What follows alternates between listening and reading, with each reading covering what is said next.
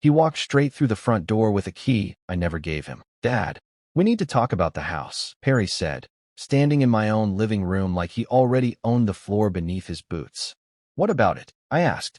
"It's time you thought about moving somewhere smaller. This place is mine now, really. You know that." I did not know that. My name is Otis Bramwell. I'm 75, retired long-haul trucker outside Little Rock, Arkansas. And the day my son told me my own house belonged to him was the day I decided exactly what I was going to do about it. I stood in my kitchen doorway a long moment, waiting for him to laugh, to say he was joking, to say anything that made sense of what he'd just told me. He didn't. "Perry, whose name is on the deed to this house." He waved a hand, dismissive, the way you'd brush off a fly. "Come on, Dad, you always said this place would be mine someday. I've been putting money into it. New gutters last spring. That fence out back. I paid you back for the fence." "That's not the point." I asked him what the point was then. He didn't answer right away. 3 weeks later, I found out exactly what the point had actually been. I drove into town for groceries on a Tuesday morning, same as always, and when I came back, there was a moving truck parked in my driveway. Not Perry's truck. A rental one, backed up close to my garage. 2 men I'd never seen before carrying a couch through my own front door. I sat in my car in the street a long moment, watching strangers move furniture into my house like they'd been invited.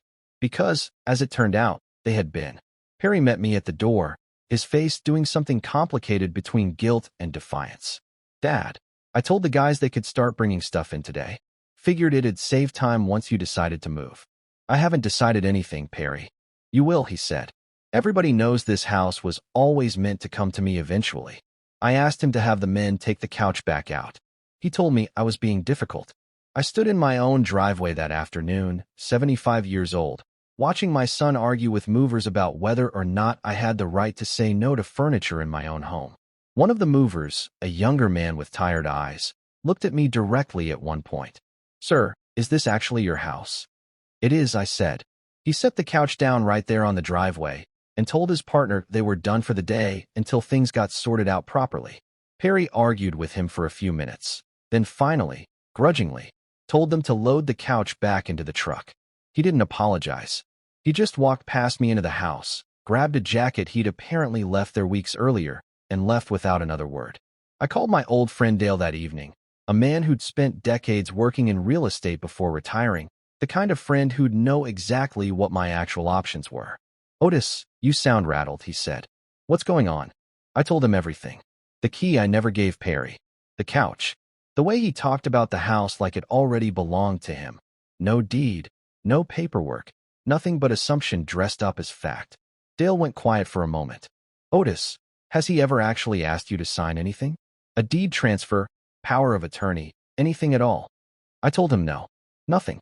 Just years of comments here and there. "Someday this'll be mine," said so often and so casually that I think, somewhere along the way, Perry stopped hearing it as a hope and started hearing it as a fact. "Then legally, Otis, that house is still entirely yours," Dale said. 100%. He can move 1,000 couches in, and it changes nothing about who actually owns that property. I thanked him and hung up and sat there a long while, just staring at the house through my own kitchen window, the porch light Perry had installed last spring still burning out front like it belonged to him already. For the first time since that couch showed up in my driveway, I knew exactly what I was going to do about it. Perry was going to hate me for it. I didn't call him that night. I sat with the idea instead, turning it over slowly, making sure it was really mine and not just anger talking. The next morning, it still felt right. I picked up the phone and dialed a number I hadn't used in almost a year.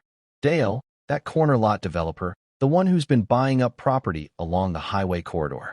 You still have his number?" Dale went quiet again, longer this time. "Otis, what exactly are you thinking?" I told him.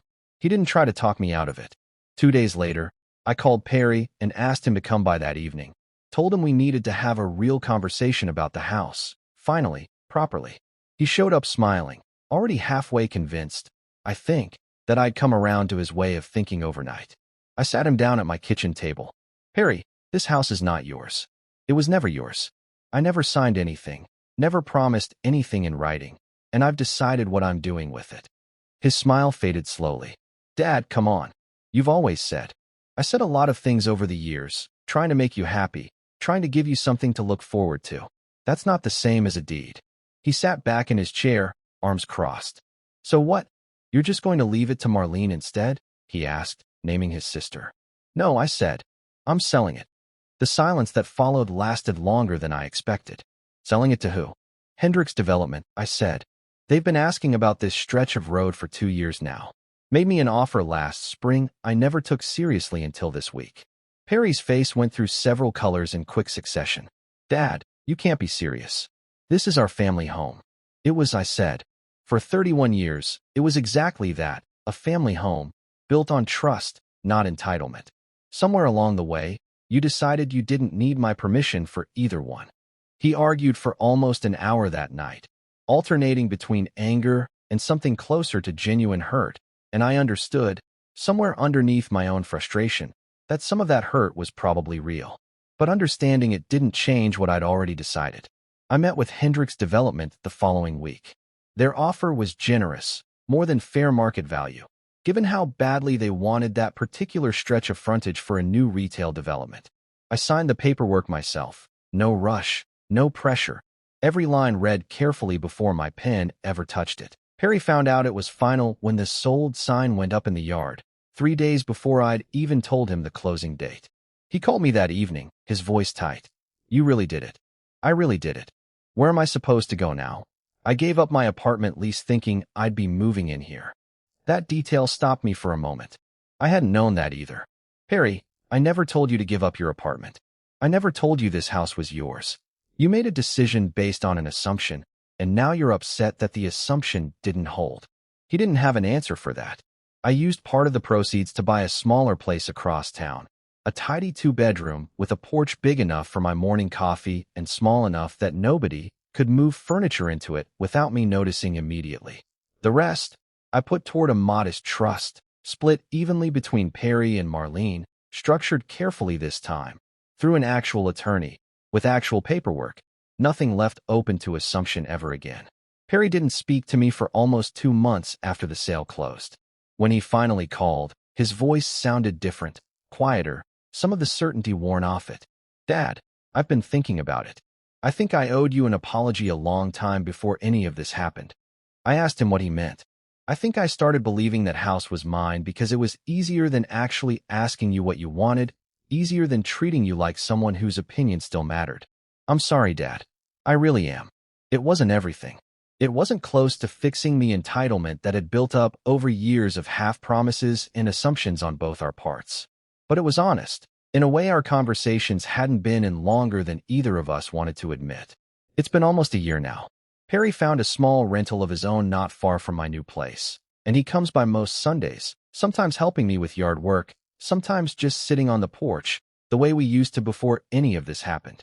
He asked me once, hesitant, whether I still trusted him with anything at all. I told him trust wasn't something I was ready to hand back all at once, but that showing up on Sundays, quietly, without expecting anything in return, was as good a place to start rebuilding it as any. Marlene, for her part, has told me more than once that watching Perry finally face a real consequence for once was, in her words, long overdue, though she's careful never to say it in front of him directly. She and I talk more openly now, too, about the house, about the trust, about all the things our family used to leave unsaid for years at a stretch. Last weekend, sitting on my new porch with my coffee, watching the construction crews finally break ground on the old property down the road, Perry sat down next to me, quiet for a while before speaking. Does it feel strange, he asked, watching them build something else where our house used to be? I thought about it honestly before answering. Some days, I said, but mostly, it feels like the first time in a long while that something got decided the right way. My way, for once, instead of everybody just assuming what I wanted. He nodded slowly, like he understood that better now than he ever had before. Because some lessons, I've learned, don't come from arguments, or from lawyers, or even from apologies. Sometimes they come from watching a sold sign go up in a yard you were so sure would always be yours, and finally understanding, all the way down, that nothing in this life belongs to you simply because you assumed it would. If this story got to you, hit like, drop a comment, and subscribe for more. I'll see you in the next one.